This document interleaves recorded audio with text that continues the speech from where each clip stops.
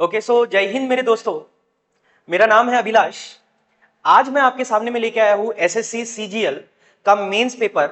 उसमें हम लोग कॉन्ट सेक्शन के सॉल्यूशन की बात करने जा रहे हैं, जो कि 18 और 20 तारीख को हुआ था। तो आज इस वीडियो में मैं 18 जनवरी का जो पेपर था उसके सॉल्यूशन की बात करने जा रहा हूं।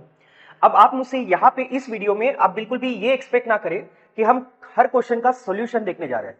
नहीं भाई, हम इस वीडियो में आज देखेंगे क्या, तो हम इसमें ये देखना चाह रहे हैं कि भाई हर क्वेश्चन को कैसे आप ट्रिक लगा के या फिर कुछ तरीका यूज करके, कोई एक शॉर्टकट अप्रोच यूज करके, या कोई भी क्वेश्चन में ऐसी क्या चीजें थी जिसको देख के आप आंसर टिक कर सकते थे और आप अपना paper with in time limit complete कर सकते थे, राइट। और देखो, यही वो तरीके हैं जो आपको बाकी के एस्पिरेंट से अलग बनाते हैं। जैसे कि आपने अभी आंसर की आने के बाद में देखा होगा, कट ऑफ एकदम बहुत ज्यादा बढ़ गया है। हालांकि उसके लिए रीजन बहुत अलग अलग है, बट उसमें से एक रीजन आपका ये भी है। क्यों? क्योंकि आप देखेंगे, अब एक एक दो दो मार्क्स का सवाल है मेरे भाई। तो अगर मुझे हर एक एक मार्क को अगर बचाना है और मुझे विद इन टाइम में करना है, तो हम जो अप्रोच की बात करते हैं उसको सीखना अब बहुत जरूरी हो गया है। ठीक है, आप नहीं लगाओगे तो कोई और लगाएगा। तो आपको यह समझना पड़ेगा कि अब इसकी नीड बहुत ज्यादा है। तो इसी के साथ शुरू करते हैं हम आज का सॉल्यूशन वीडियो, राइट। तो देखते हैं इसमें क्या बोल रहा है। आपका पहला क्वेश्चन आपके सामने में, देखिए इस क्वेश्चन में क्या बोल रहा था। A man buys 10 identical article for a total of 15 rupees. मतलब एक आदमी है, उसने 10 समान वस्तुएं खरीदी। कितने रुपए में? तो 15 रुपए में। और बाद में उसने बोला कि भाई उसने एक आर्टिकल को 1.7 रुपीज में बेच दिया। अब आप सोचिए कि भाई एक आर्टिकल को अगर 1.7 रुपीज में बेचा तो 10 आर्टिकल को कितने में बेचा होगा? 17 में। तो क्वेश्चन सीधा सीधा ऐसा है कि भाई 15 रुपए में खरीदा और 17 रुपए में बेच दिया। तो सीधी सी बात है, उसको प्रॉफिट कितने का हुआ? 2 रुपए का। आपको बताना है प्रॉफिट परसेंट कितने का था। तो हम बोलेंगे यहां पे 2 रुपए का प्रॉफिट था, किस पे? 15 रुपए पे। परसेंट के लिए मल्टीप्लाई बाय 100 करेंगे और 2/15 आपका डायरेक्टली स्टैंडर्ड वैल्यू है, हम बोलेंगे 13.33% जाएगा, राइट। तो इसका करेक्ट आंसर कितना होगा? 13.33, राइट। क्वेश्चन देखिए कितना आसान था। ठीक है, हम दूसरे क्वेश्चन की बात करते हैं। Question number second. अब देखिए क्वेश्चन नंबर सेकंड में क्या बोल रहा है। The height of A right circular cone की 63 सेंटीमीटर। और आपको देखिए पूछा क्या था? वॉल्यूम पूछा था, राइट। तो आप इस क्वेश्चन में क्या नोट करेंगे, आपके लिए क्या काम का है वो बता रहा हूं। देखिए आपको नोट करना था यहाँ पे इसका वैल्यू। यहाँ पे दिया हुआ है 63 सेंटीमीटर। क्या आपको पता है कि 63 जो होता है वो 7 और 9 का मल्टीपल है, 7 एंड 9। तो सीधी सी बात है, जो भी वॉल्यूम रहेगा वो 7 से भी कटेगा और 9 से भी कटेगा। तो आप मुझे एक बात बताइए, ऐसा कौन सा ऑप्शन है जो 7 और 9 दोनों से कटेगा? अच्छा, दूसरा एक और चीज था इसमें। यहाँ पे बस आप ये देख लीजिए कि आपको अप्रोक्सीमेट वैल्यू पूछा है क्या? नहीं। तो सीधी सी बात है, अगर पाई का वैल्यू यूज कर रहे हैं तो 22/7 है। 22/7 मतलब 11 से भी कटेगा। तो आपको ये देखना है कि 9 से कटना चाहिए, 7 से कटना चाहिए, 11 से कटना चाहिए। तो अगर आप 9 का प्रॉपर्टी लगाते हो तो देखो 9 5 ये कट जाएगा। देन उसके बाद में ये 5 3 1 ये भी 9 से कट जाएगा। यहाँ पे 2 आ रहा है, मतलब ये ऑप्शन आपका गलत है। इसकी बात अगर आप करते हो तो यहाँ पे ये 8 और 1 9 कट गया, ये 9 कट गया, ये 5 और 3 8 आएगा इसका सम ऑफ डिजिट, मतलब ये 9 से कैंसिल नहीं होता, तो ये भी ऑप्शन गया। इसकी बात करते हैं तो ये 9 आपका कैंसिल हो जाएगा, ये 5 और 4 9 कट गया, ये 7 और 9 आपका कैंसिल हो गया। मतलब ये जो ऑप्शन है ये 9 से डिवाइड होता है, और क्योंकि ये 9 से डिवाइड होता है तो आपका ये करेक्ट आंसर रहेगा। अगर आप इसको एक चेक करना चाह रहे हो तो आप कर सकते हो। यहाँ पे अगर आप देखोगे तो ये 6 और 3 9 कट जाएगा, 5 और 4 9 कट जाएगा, क्योंकि रिमेनिंग बच रहा है, मतलब ये ऑप्शन 9 से डिवाइड नहीं होता है। तो आपका करेक्ट आंसर थर्ड होगा। आई होप क्लियर है, राइट। देन नेक्स्ट क्वेश्चन की बात करते हैं। अब देखिए इस क्वेश्चन में आपको क्या बोल रहा है, इसमें आपको ये बोल रहा है find the median of the following data. तो इसमें आपको मीडियन फाइंड करना है। मीडियन मतलब होता क्या है? तो इसमें आपको माध्यिका फाइंड करनी है। माध्यिका होती क्या है? तो मिडल वैल्यू। अब आप एक चीज समझिए, पहले तो आप ये देखिए कि इसमें टोटल नंबर कितने थे। तो आप देखोगे ये 3 और 5 8, 8 और 4 कितना हो जाएगा? 12, 12 और 2 14, 14 और ये 7 21, 21 और 6 आपका 27, 27 और 5 मतलब 32। तो 32 नंबर है, उसका मुझे मीडियन बताना है। मीडियन क्या होता है भाई? तो मीडियन एग्जैक्टली मिडल वैल्यू होती है, बीच में जो नंबर आएगा वो।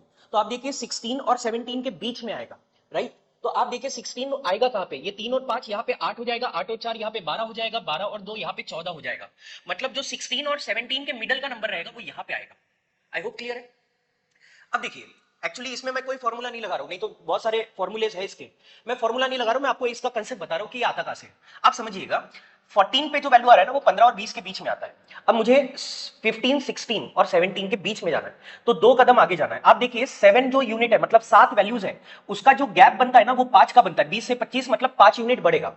तो आप मुझे बताइए 7 कदमों पे अगर 5 यूनिट बढ़ रहा है तो मुझे तो 2 ही कदम आगे जाना है। तो हम बोलेंगे 2 पे कितना बढ़ाया जाएगा? तो 2 5 ये हो जाएगा 10, एंड 10 डिवाइडेड बाय आपको करना पड़ेगा 7। 10 डिवाइडेड बाय 7 करोगे तो ये 1 पॉइंट समथिंग आएगा। निकालना नहीं है, क्या आएगा वो छोड़ दो।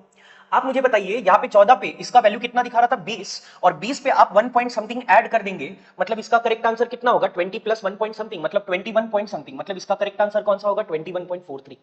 आई होप क्लियर है। तो इसी तरीके से आपको पेपर में सॉल्व करना है ना। तो आप देखिए बहुत आसान क्वेश्चन था। नेक्स्ट क्वेश्चन की तरफ जाते हैं। अब देखिए इस क्वेश्चन में क्या बोल रहा है, एलिगेशन का क्वेश्चन था, बहुत ही आसान। इसमें आपको क्या बोल रहा है कि दो कंटेनर है ए और बी, ए में मिल्क और वाटर का जो रेशो था वो था आपका 4:5। मुझे बताइए 4:5 था, तो मिल्क की अगर मैं बात करता हूं तो मिल्क 4 यूनिट है, टोटल कितने में 9 में। बी की बात करता हूं तो बी में मिल्क और वाटर का रेशो है 2:1, मतलब मैं बोलूंगा कि भाई यहाँ पे 2 यूनिट मिल्क है लेकिन टोटल कितने में, तो 3 में।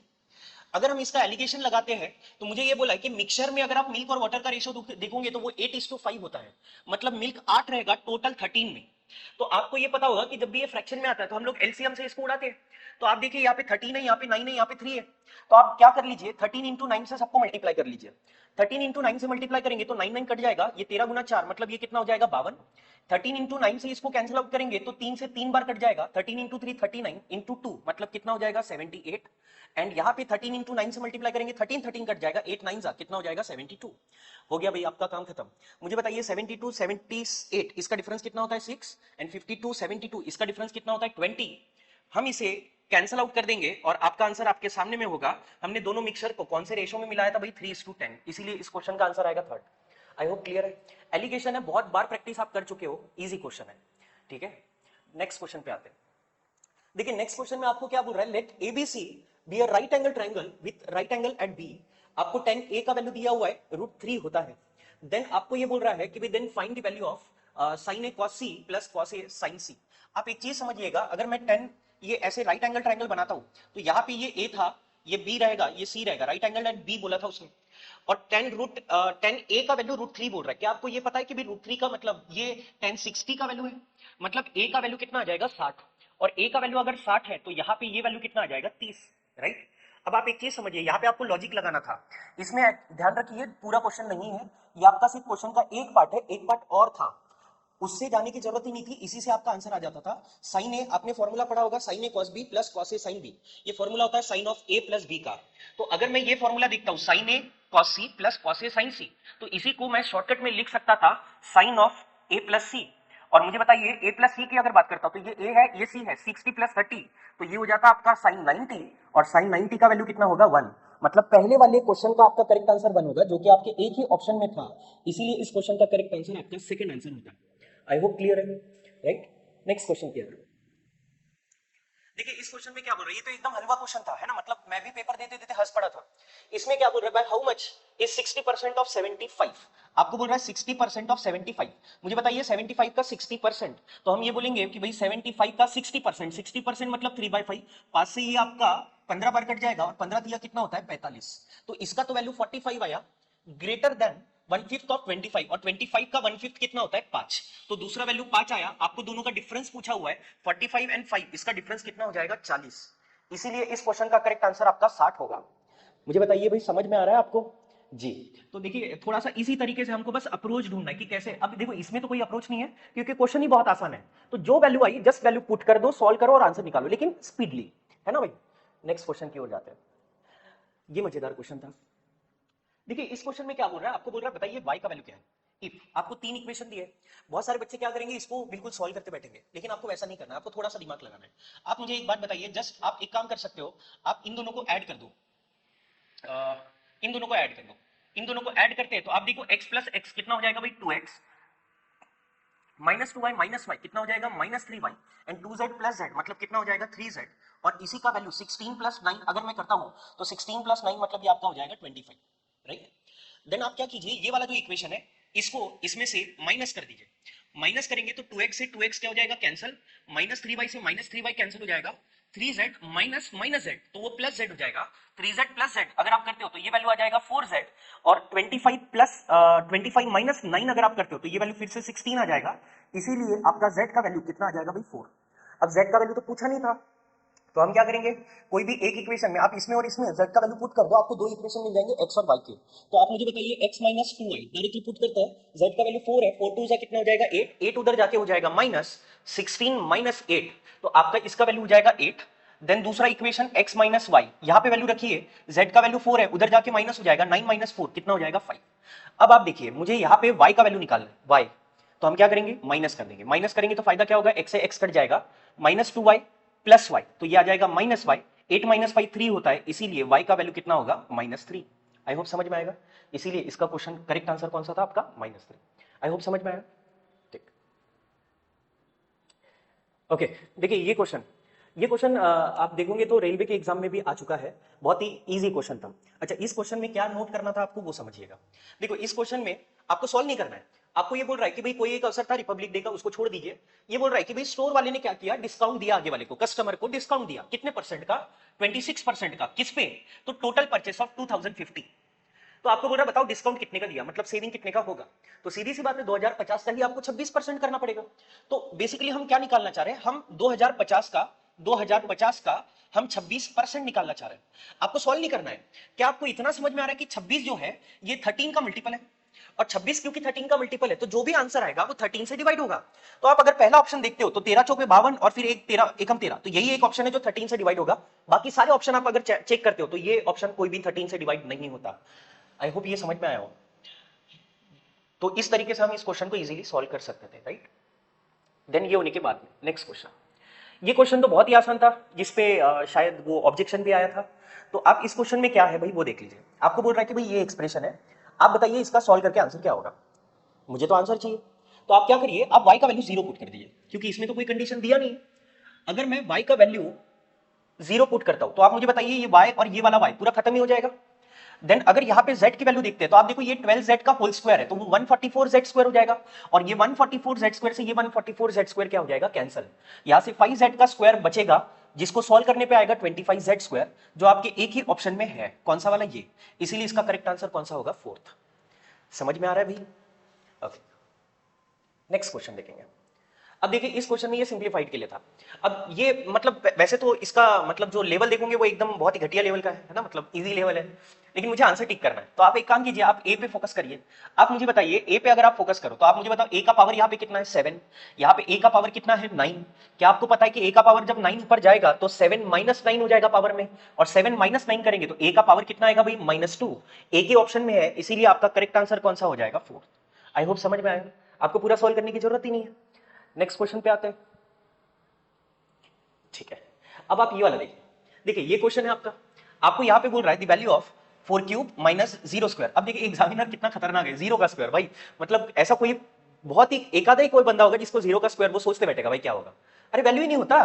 तो 4 का क्यूब कितना हो जाएगा आपका, 64। देन प्लस ये 22/2 मतलब 11, और 11 का स्क्वायर कितना हो जाएगा, 121, माइनस 8 प्लस 7 6 कितना हो जाएगा, 42। आपको सॉल्व नहीं करना है, जस्ट यूनिट प्लेस, नहीं यूनिट प्लेस मत निकालो, क्योंकि दो यूनिट प्लेस में 9 लिखा हुआ है। तो आप सम ऑफ डिजिट लगा सकते हो अगर आपको लगाने की इच्छा है तो, या फिर चलो सम ऑफ डिजिट लगाते हैं, है ना। तो आप मुझे एक बात बताइए, ये कितना हो जाएगा आपका, इन दोनों को ऐड कर लो तो ये हो जाएगा आपका 5, ये हो जाएगा आपका 8, 185 प्लस 42 अगर कर लेते हैं तो ये हो जाएगा आपका 7, 8 और 4 12, 227 माइनस 8 करेंगे 219, आपका करेक्ट आंसर होगा, राइट। अगर आप चाहते तो आप सम ऑफ डिजिट भी लगा सकते हो, बट बहुत ज्यादा है नहीं इसलिए मैंने पूरा ही कर लिया। आई होप समझ में आया, ठीक है। क्वेश्चन नंबर 12, देखिए क्वेश्चन नंबर 12 में आपको क्या बोल रहा है, find the simple interest on 2000 rupees, मतलब 2000 रुपए पे आपको सिंपल इंटरेस्ट बताना है, जिसमें रेट ऑफ इंटरेस्ट कितना दिया हुआ है, 6.5% पर annum, for the period from 14th of February to 28th of April, right. अब देखिए ये क्वेश्चन भी आपको सॉल्व करने की जरूरत ही नहीं है। क्यों जरूरत नहीं है, क्योंकि आप देखिए जो आपका सिंपल इंटरेस्ट का फॉर्मूला होता है वो होता है P into N into R divided by 100। तो यहाँ पे तो रेट होता है ना भाई, तो यहाँ पे प्रिंसिपल जो भी रहा होगा, एन जो भी रहा होगा, रेट ऑफ इंटरेस्ट है 6.5%। क्या आपको दिख रहा है कि भाई कुछ भी हो जाए मेरा आंसर तो पॉइंट में है नहीं। 65 जो होता है ना वो 13 का मल्टीपल होता है, किसका मल्टीपल होता है, 13 का, और 13 कैंसिल होने वाला नहीं है, मतलब जो भी आंसर आएगा वो 13 का मल्टीपल होना चाहिए। तो आप मुझे एक बात बताइए, क्या सारी इसमें एक ही ऑप्शन है जो 13 से डिवाइड होता है, इसीलिए इस क्वेश्चन का करेक्ट आंसर कौन सा होगा, 26। बहुत सारे बच्चे यहाँ पे दिन गिनते बैठे होंगे और टोटल दिन निकाल के फिर यहाँ पे इसको सॉल्व किया होगा, बट उसकी जरूरत ही नहीं है। आई होप समझ में आया। अब ऐसा नहीं है कि मैं आपको डायरेक्टली बोल रहा हूँ, है ना, ये मैंने भी एक्सपीरियंस किया और मैंने भी इसी अप्रोच से गया हूँ। हाँ ये है कि अगर मान लो यहाँ पे टोटल 30 क्वेश्चन है और 30 में अगर मैं सब में ट्रिक बता रहा हूँ तो मैंने सारे नहीं लगाए, मैंने ऑलमोस्ट 27-28 में ट्रिक लगाए, 2 क्वेश्चन मैंने तो कंप्लीटली सॉल्व मुझे भी करने पड़े, है ना, वो फैक्ट है भाई। मतलब देखो आप हर चीज नहीं लगा सकते हो, बट आप उसके लिए प्रिपेयर जरूर हो सकते हो। मैं आपको ये बोलना चाह रहा हूं, ठीक है। नेक्स्ट, ये क्वेश्चन अगेन बकवास क्वेश्चन था। कैसे? आपको बोल रहा है if the areas of two similar triangle है, उनके जो एरिया का रेशो है वो 121:225 है। तो आपको बोल रहा है बताइए करस्पॉन्डिंग साइड का रेशो क्या होगा। क्या आपको पता है कि भाई अगर करस्पॉन्डिंग साइड का रेशो k है तो उनके एरिया का रेशो k स्क्वायर होता है। मतलब एरिया का रेशो अगर k स्क्वायर है तो साइड पे आने के लिए k आना पड़े, मतलब स्क्वायर रूट करना पड़ेगा। तो 121 का स्क्वायर रूट कितना होता है 11, और 225 का स्क्वायर रूट अगर करेंगे तो ये हो जाएगा 15। मतलब साइड का रेशो कितना आएगा भाई 11:15। डायरेक्ट डेफिनेशन बेस्ड क्वेश्चन था, राइट। ओके, ये क्वेश्चन ये बढ़िया क्वेश्चन है क्योंकि इसमें बच्चों ने सच में बहुत टाइम लगाया होगा। अब देखिए इसमें क्या है, इसमें आपको ये बोल रहा है population of a place increase from 50,000 increase to बोला है, मतलब 50,000 तक गया, ठीक है। 50,000 उसकी पॉपुलेशन होगी। कब हुई 16 से 18 में। तो यहाँ पे मुझे 2016 दिया हुआ है, 2018 दिया हुआ है। अच्छा 2018 में पॉपुलेशन कितनी होगी 50,000। आपको ये बोल रहा है at the rate of 6% per annum. अच्छा मुझे बताइए 6% पर एनम, इसका अगर हम 2 साल का इफेक्टिव परसेंटेज निकालते हैं तो ये वैल्यू कितना आता है, ये होता है 12.36। कैसे? तो आपको फॉर्मूला लगाना पड़ेगा x plus Y plus X Y by 100। तो यहाँ पे अगर मैं सॉल्व करता हूँ 6 plus 6, 6 into 6 divided by 100, 6 plus 6 ये आपका होता है 12 पॉइंट, ये हो जाएगा आपका 36%। अब अगर आप क्वेश्चन देख पा रहे होंगे ना तो क्वेश्चन में उसने खुद ही बोल दिया भाई अप्रोक्सीमेट मेथड लगाओ, मतलब मेरे को डायरेक्ट आंसर नहीं चाहिए, अप्रोक्सीमेट भी चलेगा। तो जब भागनी अप्रोक्सीमेट होगी तो यहीं पे लगाता हूं। आप मुझे बताइए 12.36 क्या मैं इसको 12.5% बोल सकता हूँ? और 12.5% का जो फ्रैक्शन वैल्यू होता है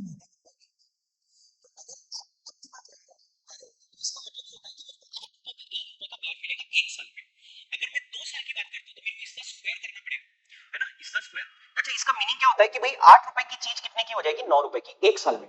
2 साल के लिए हम इसका स्क्वायर करते हैं, मतलब इसका 64 हो जाएगा और ये हो जाएगा 81। आई होप समझ में आया। तो हम एक काम कर लेते हैं, हम यहाँ पे कुछ वैल्यू अज्यूम करेंगे। मैं बोलूंगा भाई मान लो ये 64 था तो मुझे बताओ ये कितना हो जाएगा 81। कितने साल में हुआ ये कारनामा? 2 साल में हुआ। नहीं, आपको एक काम करना पड़ेगा क्योंकि हमने यहाँ पे 2 साल का ही इफेक्टिव डायरेक्टली लगा दिया, तो ये 2 साल में नहीं हुआ, ये आपका 4 साल में होगा। 2 मिनट, यहां पे हम इसको 2020 कर लेते हैं।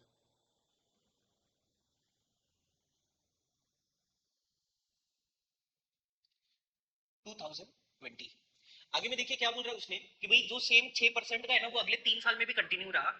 बाद में उसने ये बोला हुआ है if A is the population इन 2016, मतलब 2016 में जो पॉपुलेशन है वो ए है, and B is the population in 2020, 2020 में जो पॉपुलेशन है उसको बी बोलते हैं। तो उसने बोला है बताइए भाई बी और ए का डिफरेंस क्या आएगा, आपको ये निकालना है। तो आप बेसिकली करना क्या चाहते हो आप वो समझिएगा। एक साल में अगर रहता तो वो 1/8 आता, लेकिन मुझे बताओ ये जो आंसर निकाला ये तो 2 साल का है, मतलब 2 साल में जो पॉपुलेशन है वो 8 की 9 हो जाएगी। ये समझ में आया? तो आप मुझे एक बात बताइए 8 की 9 हो जाएगी, मतलब यहां पे जो वैल्यू आएगी और यहां पे जो वैल्यू आएगी उनका रेशो 8:9 आएगा। पहली बात।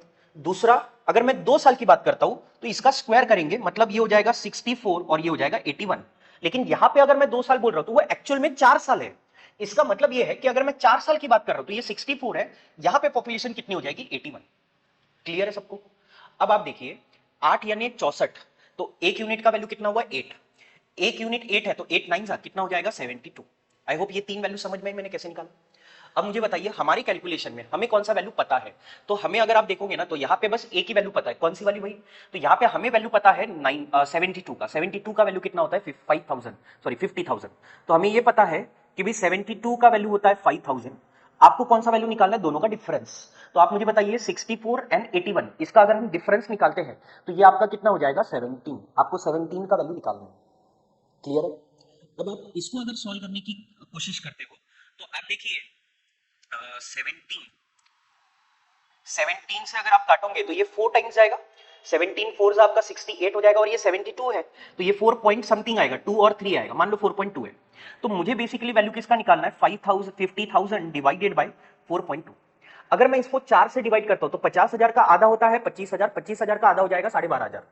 लेकिन आप देखिए अगर ये होता तो इसका आंसर 12,500 आता, लेकिन क्योंकि डिनोमिनेटर में 4.2 है तो डिनोमिनेटर हमने बढ़ा दिया, और जब डिनोमिनेटर बढ़ाएंगे तो वैल्यू और कम हो जाएगी। इसका मतलब मेरा जो एक्चुअल वैल्यू होगा वो 12,500 से भी कम होगा। तो आप मुझे बताइए जो भी आपके ऑप्शन दिख रहे हैं क्या आपको दिख रहा है कि ये 12,500 से ज्यादा है, ये भी ज्यादा है, ये भी ज्यादा है? करेक्ट आंसर आपका कौन सा होगा फर्स्ट। आई होप समझ में आया होगा आपको, राइट। लेकिन बढ़िया क्वेश्चन था ये, ठीक है। यहां पे देखेंगे सॉरी। ओके, अब देखिए ये वाला जो क्वेश्चन है इसमें दिक्कत ये है कि भाई क्वेश्चन में ना जब पेपर में दिया हुआ है तो वहां पे फर्स्ट नहीं लिखा हुआ है, बट एक्चुअल में यहाँ पे फर्स्ट होना चाहिए।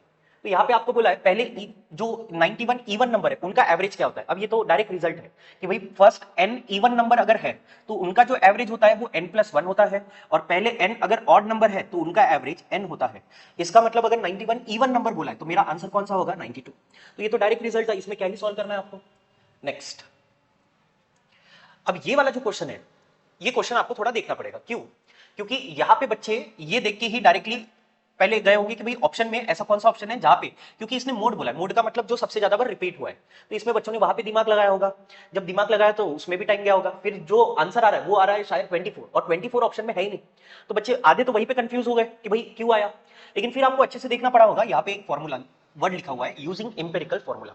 और एम्पिरिकल फॉर्मूला क्या होता है, तो ये सबको पता है कि mode is always equals to 3 times median minus 2 mean होता है, राइट। मतलब मोड निकालने के लिए मेरे को मीडियन और मीन दोनों निकालने पड़ेंगे। तो आप सबसे पहले तो देखिए इसमें मीडियन है कहां पे। तो पहले आप देखिए टर्म्स आपको सारी सीक्वेंस वाइज लिखनी पड़ती है, 1 2 3 4 5 6 7 8 9 10 11 12। मेरे को बताओ 12 में अगर मेरे को मीडियन मतलब मिडिल टर्म चाहिए तो मेरे को 6 और 7 के बीच का नंबर देखना पड़ेगा।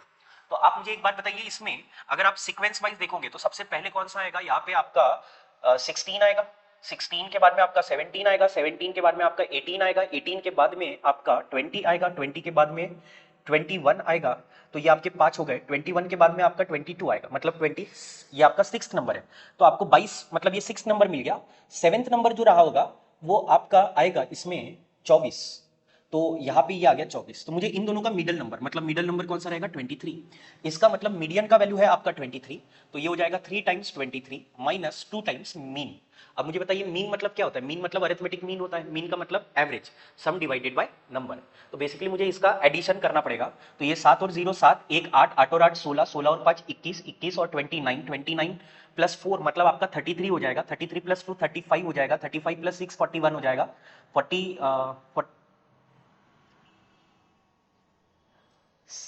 8 8 8 16 21 29 29 plus 4 33 33 plus 2 35 41 41 plus 4 45 50 and then 54। तो 54 हो जाएगा, तो इसका सम 4 आएगा, कैरी 5 हो जाएगा। और यहाँ पे अगर आप देखोगे तो 1 2 3 4 5 6 7 8 9, तो 9 मतलब ये 18 हो जाएगा, 18 एंड देन 1 कितने बार आया, तो 1 2 3, तो ये हो जाएगा 3 और कैरी का 5 भी है, तो ये 5 और 3 8 और 18 मतलब 26 हो जाएगा। तो ये हो जाएगा 264 डिवाइडेड बाई ये कितने नंबर थे, 12। तो ये हो जाएगा आपका अरिथमेटिक मीन। तो मैं यहाँ पे लिख देता हूँ 264 डिवाइडेड बाई 12, ये आपका मीन हो गया। जस्ट इसे सिंप्लीफाई कर लेंगे, 2 से ये 6 बार कट जाएगा, 6 से आप इसे काटेंगे तो ये आपका तो हो जाएगा 69 माइनस, इसे अगर हम लोग सॉल्व करते हैं तो 6 से 6 चो 24 हो जाएगा, 2 बचेगा, 6 चो 24 हो जाएगा, 9 माइनस 4 ये 5 आ जाएगा, और ये हो जाएगा आपका 2 मतलब 25। इसीलिए आपका करेक्ट आंसर कौन सा होगा, 4 25, राइट। अगर आप चाहते तो आप यहाँ पे कैलकुलेशन अवॉइड कर सकते हो, आप यहाँ पे सम ऑफ डिजिट का मेथड लगा के आंसर निकाल सकते थे, राइट। वो भी एक तरीका हो सकता था, बट क्योंकि फॉर्मूला है पूरा वैल्यू रख के ही आएगा, बाकी कुछ मल्टीपल वाला कंसेप्ट इसमें आप नहीं लगा सकते थे। ठीक है, प्रोबेबिलिटी पे बेस्ड क्वेश्चन। अब देखिए ये क्वेश्चन बहुत ही इजी क्वेश्चन है, बहुत ही फेमस क्वेश्चन, मतलब ऐसा नहीं है कि आपको पहली बार ही आ रहा है, ये बाकी के अगर आप एग्जाम्स में देखोगे ना तो ये बहुत फेमस क्वेश्चन है।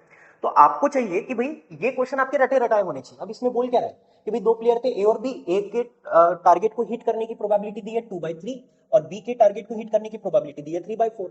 आपको बोल रहा बताइए क्या प्रोबेबिलिटी होगी कि भाई एग्जैक्टली कोई भी एक टारगेट को हिट करेगा। अब मुझे बताओ दो बंदे खेल रहे हैं और कोई भी एक टारगेट को अगर हिट कर रहा है तो ये कब पॉसिबल है, ये तब पॉसिबल है जब एक हिट करेगा दूसरा नहीं करेगा, या फिर दूसरा करेगा तो फिर पहला नहीं करेगा, राइट। इसी कंसेप्ट को कहा जाता है टोटल प्रोबेबिलिटी। तो अगर मुझे प्रोबेबिलिटी निकालनी है तो मैं बोलूंगा ए ने हिट किया, बी ने हिट नहीं किया, प्लस ए ने हिट नहीं किया और बी ने हिट किया। आई होप क्लियर है यहां तक।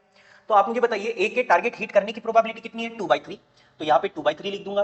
बी के हिट करने की प्रोबेबिलिटी है 3/4, मतलब हिट ना करने की प्रोबेबिलिटी हो जाएगी 1/4, प्लस ए के हिट ना करने की प्रोबेबिलिटी ये 2/3 है, तो ना करने की प्रोबेबिलिटी कितनी हो जाएगी 1/3, और बी के हिट करने की प्रोबेबिलिटी डायरेक्टली दी गई है 3/4।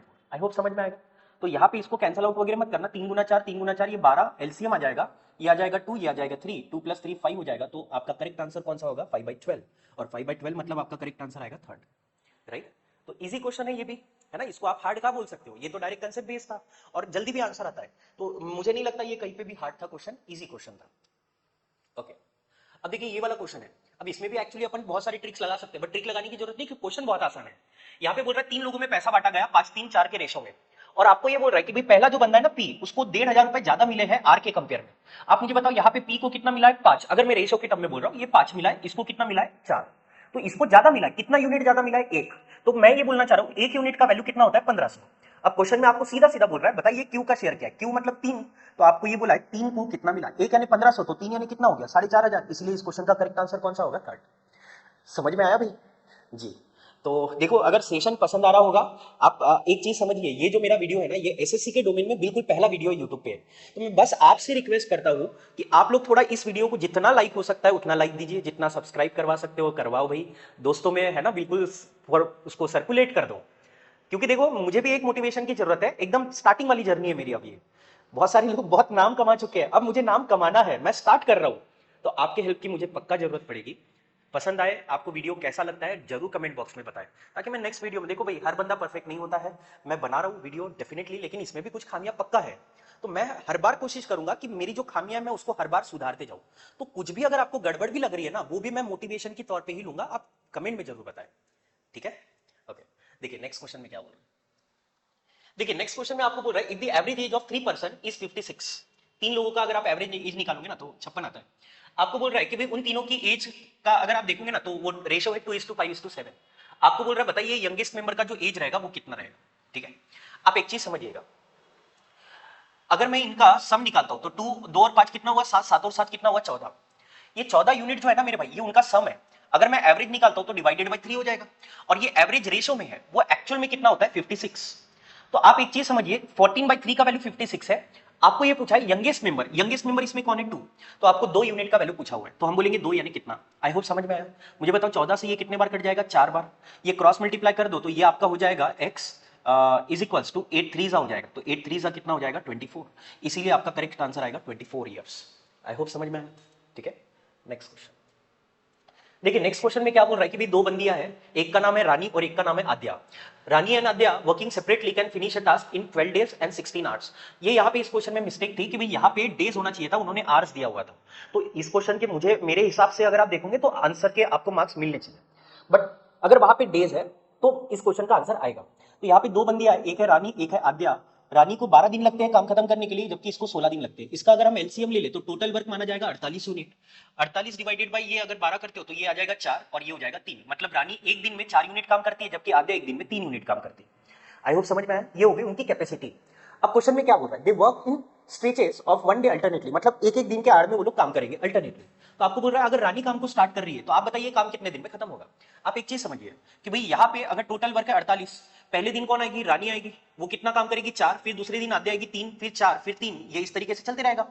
शॉर्टकट में मैं इसको कर सकता हूँ, मैं जस्ट समझाने के लिए बता रहा हूँ। तो हम लोग यहाँ पे क्या करते हैं, बेसिकली पेयर बनाते हैं। तो एक पेयर में 7 यूनिट का काम हुआ, 48 जो है ना वो 7 से डिवाइड नहीं होता, तो जस्ट पहले आने वाला ऐसा नंबर देख लो जो 7 से डिवाइड होता है, तो वो होता है 42। तो कितनी पेयर लगेगी 42 के लिए, एक पेयर में 7 यूनिट है तो 42 के लिए हमको 6 पेयर लगती है, और एक पेयर में 2 दिन का काम है, तो यहाँ पे टोटल 12 दिन का काम हो गया। 12 दिन में 42 यूनिट काम खत्म हो गया। नेक्स्ट डे पे कौन आएगी, तो रानी आएगी, और रानी कितना काम करके जाएगी, तो वो जाएगी 4 यूनिट, राइट। अब मुझे बताओ फिर नेक्स्ट डे पे कौन आएगी, आद्या आएगी। लेकिन आद्या के लिए यहाँ पे जो बचा हुआ काम है ना वो सिर्फ 2 यूनिट का है, लेकिन आद्या करती कितने हैं एक दिन में 3, मतलब इसको डेज कितना लगेगा, तो 2/3 डेज लगेगा, मतलब काम करना कितना है 2 यूनिट, और काम करती कितना है 3, तो 2/3 डेज लगेगा। और यहाँ पे ये 12 दिन, यहाँ पे पूरा एक दिन, और ये 2/3 डेज, तो करेक्ट आंसर कितना हो जाएगा 2 + 12 + 1 मतलब 13, 13 2/3 डेज। तो इसका करेक्ट आंसर होगा आपका 13 2/3, मतलब थर्ड आंसर इसका करेक्ट होगा। आई होप समझ में आया। तो ये भी अब ऐसा नहीं है कि ये क्वेश्चन नया है ना, अल्टरनेट वर्क का कंसेप्ट बहुत ज्यादा प्रैक्टिस करते हैं हम लोग।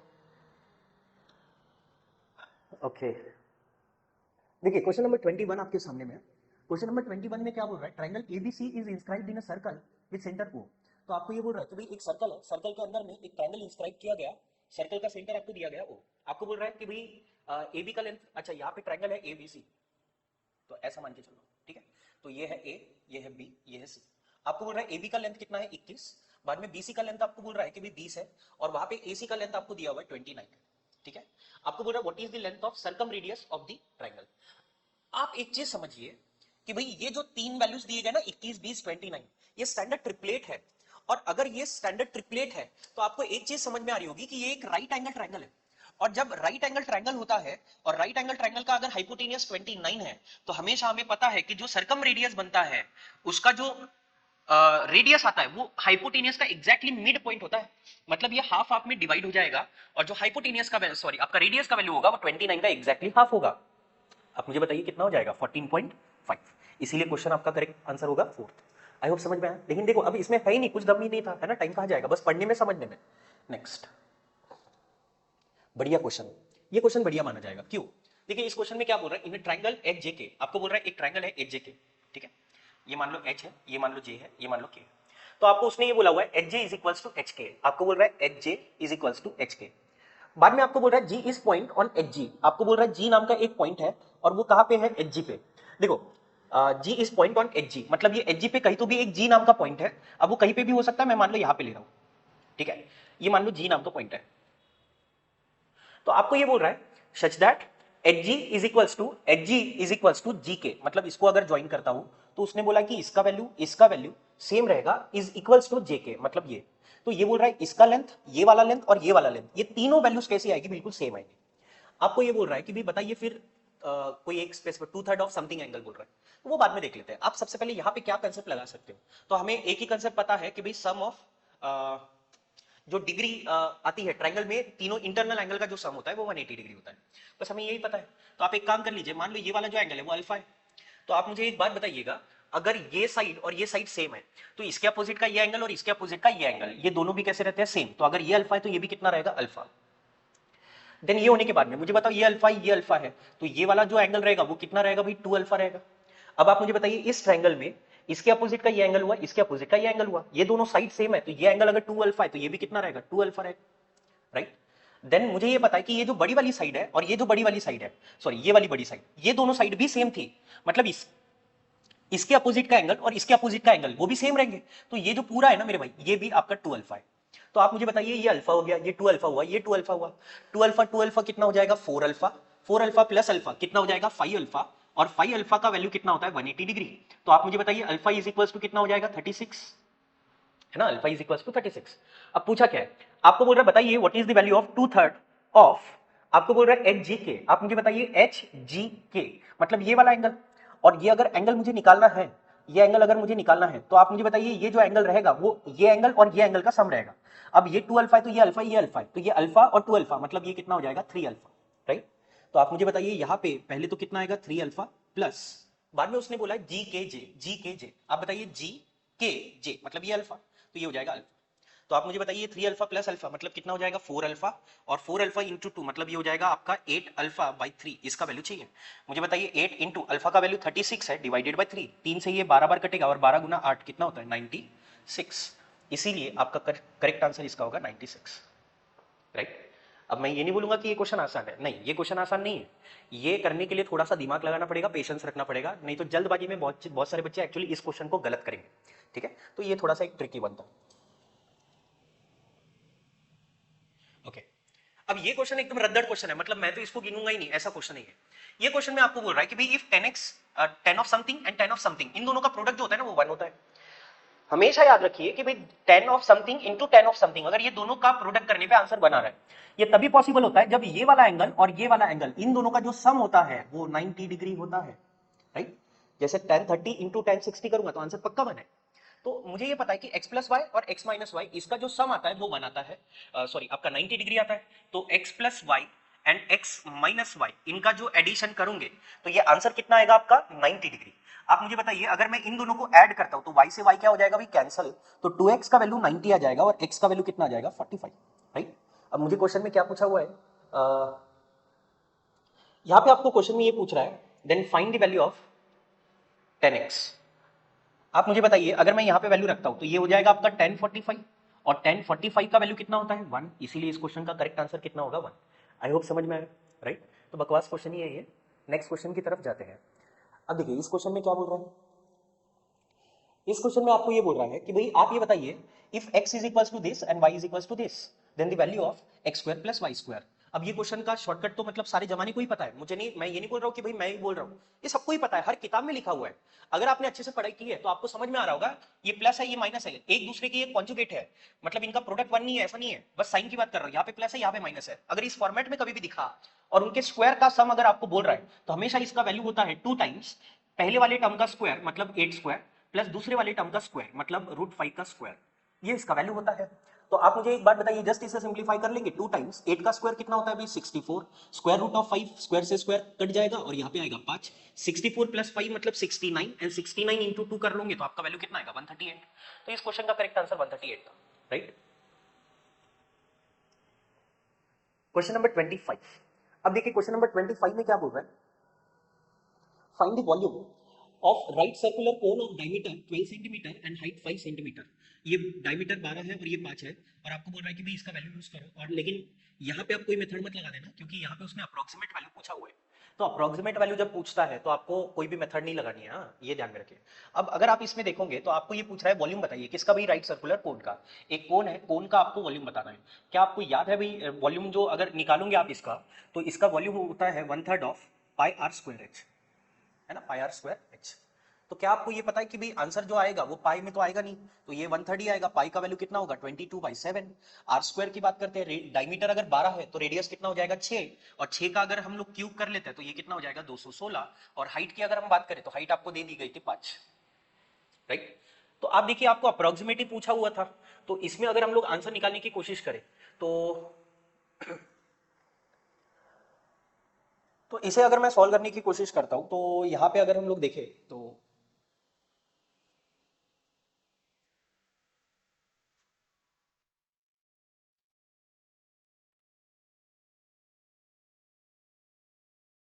ये आपका आ जाएगा, यहाँ पे स्क्वायर लिखा हुआ है ना, ये 36 होगा, सॉरी मैं तभी एक्चुअली सोच में पड़ गया कि इसका आंसर क्यों इतना बड़ा ज्यादा। तो यहाँ पे अगर आप देखोगे तो ये आपका हो जाएगा 36 फिर आ जाएगा। अब देखिए यही से आप आंसर तो वैसे लगा सकते हो, 7 3 ये आपका 21 हो जाएगा, तो 21 से आप इसको काट दोगे, 36 इंटू 5 ये आपका होता है 180। तो आपका जो आंसर होगा वो 180 के आसपास होगा। अब एक चीज समझिए, नीचे में 21 था, मैंने तब काटा और तब इसका आंसर 180 आ रहा है, मतलब अगर ये 21 अगर मैं इसको 22 बोलता हूँ, मतलब एकदम एग्जैक्ट काट रहा हूँ, तो डिनोमिनेटर बढ़ा रहा हूँ, मतलब मैंने वैल्यू को कम कर दिया, मतलब जो भी आंसर आएगा वो 180 से थोड़ा सा बड़ा होगा। 180 से थोड़ा सा बड़ा मतलब आपका करेक्ट आंसर कौन सा होगा 188.57। आई होप समझ में आया, यस। तो इसका करेक्ट आंसर आपका ये होगा। नेक्स्ट क्वेश्चन देखिए, इस क्वेश्चन में क्या बोल रहा है, ए toy is in the form of a cone mounted on a hemisphere. आपको ये बोल रहा है कि भाई एक हेमिस्फीयर है और उसके ऊपर में एक कोन को सरमाउंट किया गया, मतलब यहाँ पे ऐसे कोन रखा गया, ये समझ में आएगा, ये हेमिस्फीयर है मतलब अर्धगोला, और उसके ऊपर में उसको कोन को माउंट किया गया है। आपको ये बोल रहा है the radius of hemisphere is that of the cone is 36 centimetre. आपको बोल रहा है रेडियस यहाँ पे कितना आएगा 36, अप्रोक्सीमेट तो पूछा नहीं है मेरे भाई, तो आप ऐसे ही आंसर लगा सकते हो। आप देखिए यहाँ पे रेडियस आपको दी गई 36, 36 मतलब 4 से भी डिवाइड होगा और 9 से भी होगा। तो पहली बात तो जो भी टोटल सरफेस एरिया आएगा, एक चीज समझना, बता देता हूं 2 मिनट के लिए, टोटल सरफेस एरिया मतलब ये बाहर का पहले तो एरिया आएगा, तो ये स्फीयर का आधा है, तो ये होता है आपका 2 पाई आर स्क्वायर, ठीक है। और इसकी अगर हम लोग बात करें तो वो होता है आपका पाई आर एल। तो आप देखेंगे दोनों में से अगर आप कॉमन निकालोगे ना तो पाई आर कॉमन निकलेगा, अंदर में कुछ तो भी बचेगा, जो भी आएगा मेरे को उसको छोड़ दो। यहाँ पे पाई आ रहा है और दूसरा देखो आर आ रहा है, आर मतलब रेडियस। यहाँ पे अगर आप देखोगे तो उसने कोन में आपको रेडियस दिया था 36, मतलब जो भी आंसर आएगा वो 4 और 9 दोनों से कटता है, 4 से कटता है पाई को छोड़ के, मतलब ये 25 दिख रहा है तो ये आंसर नहीं है, 99 दिख रहा है तो ये आंसर नहीं है, 40 है, 88 है, मतलब ये दोनों में से कोई एक आंसर है। लेकिन मुझे ये पता है कि 36 से तो कटेगा, 9 से भी कटेगा, मुझे बताओ क्या ये आंसर 9 से कटता है, नहीं भाई नहीं कटता है, क्योंकि 5 और 4 कट जाएगा, 2 बचेगा, मतलब ये भी आंसर नहीं है, तो आपका करेक्ट आंसर ये है। बट फिर भी मैं आपके लिए चेक करवा देता हूं, देखो 8 और 8 कितना हो जाएगा भाई आपका, ये 16 हो जाएगा, 16 और 5 21, 21 और 6 मतलब 27, तो ये 9 से भी कटेगा और 4 से भी कटेगा, इसीलिए आपका करेक्ट आंसर ये होगा। आई होप समझ में आया, सॉल्व करने की जरूरत नहीं थी। ये क्वेश्चन अगेन इजी है, कैसे इजी है मैं आपको बताता हूं। आप देखिए यहाँ पे 1296 है, 1296 मतलब पक्का इसमें 7 नहीं आएगा, यहाँ पे भी 7 नहीं आएगा, लेकिन 42 मल्टीप्लाई में यहाँ पे इसका मतलब 7 इंटू 6 होता है, मतलब ये 6 तो कट सकता है, लेकिन ये 7 नहीं कटने वाला, मतलब जो भी आंसर आएगा वो 7 का मल्टीपल आएगा। आप देखो 7 का मल्टीपल ना ये है ना ये है ना ये है, मतलब आपका करेक्ट आंसर कौन सा होगा, थर्ड। आई होप समझ में आया, सॉल्व करने की जरूरत नहीं थी। नेक्स्ट, ये तो डायरेक्ट है ना, फॉर्मूला बेस्ड क्वेश्चन है। इसमें बोल रहे हैं on a 2200 metre long circular track Sarita and Kavita drove their cycle from the same point, मतलब ये बोल रहा है कि भी दो बंदियां है वो एक सर्कुलर पॉइंट पे किसी एक पॉइंट से सर्कुलर ट्रैक पे वो चलती है साइकिल से। तो सरिता और कविता है same point but in opposite direction, मतलब मान लो इधर सविता जा रही है तो इधर कौन जाएगी, कविता जाएगी। आपको ये बोला है with the speed of 20 and 60, मतलब इसकी स्पीड 20 की है, इसकी स्पीड 16 की है। आपको ये बोल रहा है after how much time will they meet again for the first time, मतलब यहां से जाने के बाद में बिल्कुल पहली बार वो लोग कितने समय के बाद में मिलेंगे, बस वही निकालना है। तो आप देखिए जैसे मान लो इसकी स्पीड ज्यादा है तो ये हाफ अगर है तो यहाँ पे कहीं तो भी मीटिंग होगा, तो यहाँ पे मीटिंग होगा, ये तो डायरेक्ट हम लोग निकालते हैं भाई, फॉर्मूला है। टाइम कैसे निकालते हैं, distance upon speed, distance between them, तो ये सर्कुलर ट्रैक का लेंथ होता है, ये कितना है भाई 2200 डिवाइडेड बाई में देयर रिलेटिव स्पीड आएगा, क्योंकि दो मूविंग बॉडीज है और दो मूविंग बॉडीज जब अपोजिट डायरेक्शन में जाती है तो उनका डायरेक्शन उनका स्पीड ऐड होता है।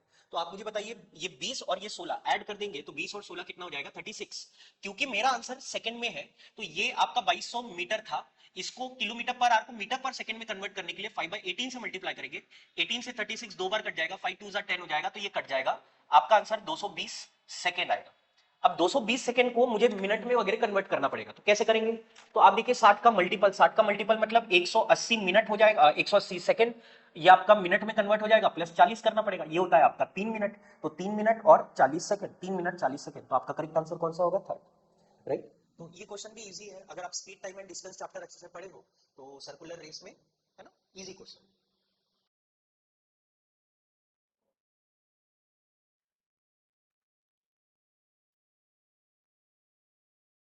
ओके सो देखिए अभी हमारा नेक्स्ट क्वेश्चन आपके सामने में है, लेकिन ये क्वेश्चन में अगर आप देखोगे तो यहाँ पे आपको एक थोड़ा सा टाइपो एरर है, याद रखिए यहाँ पे सेक नहीं, मतलब यहाँ पे क्वेश्चन में जो पूछा हुआ है ना यहाँ पे साइन है, ठीक है, साइन थीटा, यहाँ पे भी है साइन थीटा, तो उसी के हिसाब से हम सॉल्व करेंगे, ठीक है। देखिए इस क्वेश्चन में बोल क्या रहा है, आपको बोल रहा है sec theta minus tan theta upon sec theta plus tan theta, इसका वैल्यू होता है 1/9। तो आप देखिए कि अगर मुझे directly sec theta upon tan theta निकालना है तो हम यहाँ पे कंपोनेंटो डिविडेंडो लगा देते हैं। कंपोनेंटो डिविडेंडो लगाने का मतलब क्या है कि भाई 9 + 1 ये आपका कितना हो जाएगा 10 हो जाएगा, और डिवाइडेड बाई में 9 - 1 मतलब कितना हो जाएगा 8 हो जाएगा, तो ये हो जाएगा आपका 5/4, राइट। ये एस का मतलब याद रखना सेक थीटा है, तो sec theta upon tan theta इसका वैल्यू 5/4 आया। अब आप देखिए सेक थीटा मतलब होता है 1/cos और टेन थीटा होता है sin/cos, तो दोनों का डिनोमिनेटर में cos cos क्या हो जाएगा कैंसल, तो कहने का मतलब यहाँ पे मुझे 1/sin मिलेगा sin थीटा, और इसी का वैल्यू होता है 5/4। तो आप मुझे बताइए 1/sin थीटा का वैल्यू अगर 5/4 है तो sin थीटा का वैल्यू कितना हो गया, तो ये आपको मिल जाएगा 4/5। ये समझ में आएगा। अब आप क्वेश्चन को अगर अच्छे से समझ रहे होंगे तो अगेन मुझे इसका ही वैल्यू निकालना है, तो आप सबसे पहले यहां पे भी कंपोनेंटो डिविडेंडो लगा सकते हो, मतलब अगर मुझे इसी का वैल्यू निकालना है तो मुझे पता है कि इसी का वैल्यू किसके बराबर रहेगा, तो हम एक बार कंपोनेंटो डिविडेंडो लगाएंगे तो हम सीधा सीधा sine upon ten square theta निकालते हैं, साइन थीटा अपॉन ये आपका आ जाएगा टेन स्क्वायर थीटा। तो इसका वैल्यू निकालू या इसका वैल्यू निकालू, दोनों का आंसर सेम ही होता है। तो साइन थीटा तो मेरे पास में है ऑलरेडी, तो आप मुझे एक बात बताइए साइन थीटा क्या रहता है 4/5, मतलब ये अपोजिट दिया हुआ है तो 4/5 ये पता है, और ये ट्रिपलेट है इसलिए यहाँ पे 3 आएगा, तो मुझे ये पता है ये 3 4 5 का कंसेप्ट बनेगा। आप मुझे बताइए अगर मैं टेन थीटा की बात करता हूँ तो टेन थीटा क्या रहता है 4/3 रहता है, तो मुझे पता है साइन थीटा का वैल्यू ऑलरेडी 4/5 है, एंड टेन स्क्वायर थीटा तो ये आपका 4/3 आएगा, और 4/3 का मुझे स्क्वायर करना पड़ेगा, तो 4/3 का अगर हम स्क्वायर करेंगे तो ये हो जाएगा आपका 16/9, और इसे ही अगर हम लोग सॉल्व करने की कोशिश करते हैं तो यहां से ये 4 से ही आपका 4 बार कट जाएगा, ये 9 घूम के ऊपर आएगा तो ये हो जाएगा 9 एंड नीचे में आएगा 4 5 20। आई होप ये समझ में आया, राइट। अब एक चीज समझिएगा, ये मैंने इसी का आंसर निकालो, तो साइन थीटा अगर ये है तो टेन स्क्वायर थीटा का वैल्यू 20 है। अब आप यहाँ पे रख दो, तो आप मुझे एक बात बताइए यहाँ पे ये कितना हो जाएगा, आपका साइन थीटा का वैल्यू 9 है, तो 9 - 20 अपॉन ये हो जाएगा 9 + 20। आप मुझे बताइए 9 - 20 मतलब -11, 9 + 20 मतलब 29, सॉरी, तो मेरा आंसर कौन सा आएगा -11/29। तो मैंने देखो शॉर्टकट क्या यूज किया, मैंने पहले इसका वैल्यू निकाल लिया, इसका आंसर अगर मेरे को मिल गया तो मैंने डायरेक्टली इनके रेशो जो है उसको ही पुट कर दिया और मेरा आंसर मिल गया। आई होप समझ में आया, राइट। तो इस तरीके से आप इस क्वेश्चन को डील कर सकते थे।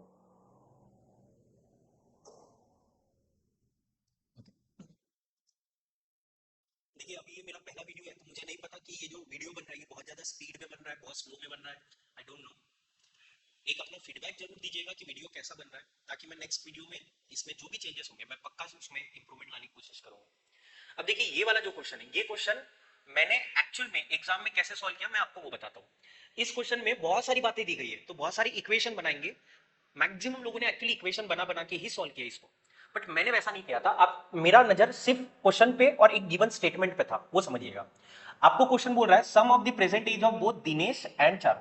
आपको चारू और दिनेश इनके एज का सम पूछा था, और क्वेश्चन में आपको दिया गया था कि दिनेश और चारू इनके एज का जो डिफरेंस होता है वो 45 साल होता है। दूसरा, आपको एक ये चीज पता है कि भाई ये वाला स्टेटमेंट था कि अनिल के जो पिताजी है ना, उनका जो एज है वो अनिल फादर दिनेश, मतलब दिनेश के बारे में था, Dinesh is 3 times as old as someone. Anil दिया हुआ है, वो छोड़ दो। देखो यहां से मेरे को ना कुछ कुछ चीजें क्या डायरेक्टली पता चलती वो बताता हूं। यहां पे बोला कि दिनेश का जो एज है ना वो अनिल के एज के 3 गुना है। 3 गुना है का मतलब क्या हुआ कि दिनेश का जो एज है वो 3 का मल्टीपल है, पहली बात। दूसरा, मुझे ये पता है कि दिनेश और चारू के एज का जो डिफरेंस है वो 45 साल है। आप एक चीज समझिए, दिनेश और चारू इनके एज का जो डिफरेंस है वो 45 साल है।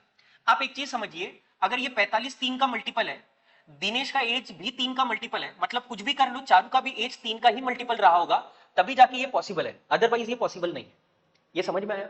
अब क्वेश्चन मुझे ये पूछा था कि दिनेश और चारू इनके एज का सम बताइए। देखो ये भी 3 का मल्टीपल है, ये भी 3 का मल्टीपल है, मतलब जो भी आंसर आएगा वो 3 का मल्टीपल होना चाहिए। तो 3 का मल्टीपल है तो 100 कट जाएगा, 91 कट जाएगा, या तो आंसर आपका 69 है या तो आपका आंसर 78 है। ये समझ में आया? दूसरा, अब ये कंसेप्ट मैंने लगा दिया तो मेरे 2 ऑप्शन एलिमिनेट हो गए। दूसरा एक और चीज बता दो, आप देखिएगा, मेरे को एक बात बताइए कि भाई दिनेश और चारू दोनों की एज का डिफरेंस जो है ना वो 45 है। 45 ऑड होता है कि इवन होता है? ऑड होता है। हमेशा याद रखिए, ऑड आंसर आपका कब आता है, मतलब दो लोगों की एज का डिफरेंस आपका आंसर ऑड आ रहा है, या ऑड कब आएगा? ये ऑड तब आएगा जब एक की एज ऑड होगी, एक की एज इवन होगी। हमेशा याद रखिए, ऑड प्लस माइनस इवन करेंगे तो आपका आंसर हमेशा ऑड होता है। तो मुझे यहां से ये ऑड आने से आंसर क्या समझ में आया कि दिनेश और चारू की जो दोनों की एज है ना, एक की एज ऑड रहेगी, एक की एज इवन रहेगी, और क्योंकि एक ऑड रहेगा एक इवन रहेगा तो उनका जो सम आएगा वो भी ऑड होना चाहिए। मतलब ये हुआ कि उनका सम इवन नहीं हो सकता, और क्योंकि उनका सम इवन नहीं हो सकता तो 78 का ऑप्शन क्या हो जाएगा? कैंसल। आपका करेक्ट आंसर कौन सा होगा? 69। एंड भरोसा रखिए, मैंने पेपर में एक्चुअली इसी तरीके से इस क्वेश्चन को सॉल्व किया था, क्योंकि क्वेश्चन एक्चुअल में बहुत लंबा जाने वाला था। ठीक है, तो इस तरीके से आप इसको मैनेज कर सकते थे। नेक्स्ट क्वेश्चन देखेंगे आप। अरे भाई 30 क्वेश्चन तो खत्म भी हो गए। सही। तो मैं सोच रहा था कि भाई बहुत लंबा जाएगा, तो आई होप ये समझ में आया आपको कि मैंने कैसे इन 30 क्वेश्चन को अप्रोच किया है, राइट। मैं आशा करता हूं कि आपको मेरे वीडियो से पक्का जरूर कुछ ना कुछ जब सीखने के लिए जरूर मिला होगा, और मैं इसी तरीके के अब आगे में वीडियो बनाते रहूंगा। बस आपसे ये उम्मीद है कि भाई आप लोग ज्यादा से ज्यादा मुझसे जुड़ते रहिए। आप जो भी मुझे हुकुम करेंगे या फिर आपकी जो भी डिमांड रहेगी मैं उसको फुलफिल करने का अपने एंड से 100% दूंगा। ज्यादा से ज्यादा वीडियो को लाइक शेयर और सब्सक्राइब करें। वीडियो को जितना फॉरवर्ड कर सकते हैं प्लीज फॉरवर्ड कीजिएगा। तब तक के लिए, हाँ, इसका जो नेक्स्ट वीडियो रहेगा वो भी मैं तुरंत ही अपलोड करने वाला हूँ। तो अगर आपने ये वीडियो देख लिया है तो मोस्ट प्रोबेबली कल मैं इसका सेकंड पार्ट, मतलब जो 20 जनवरी को हुआ था मेंस का, उसका भी सॉल्यूशन अपलोड कर दूंगा। तो आप वो भी देख के अपने फीडबैक जरूर दीजिएगा। तब तक के लिए goodbye, thank you so much.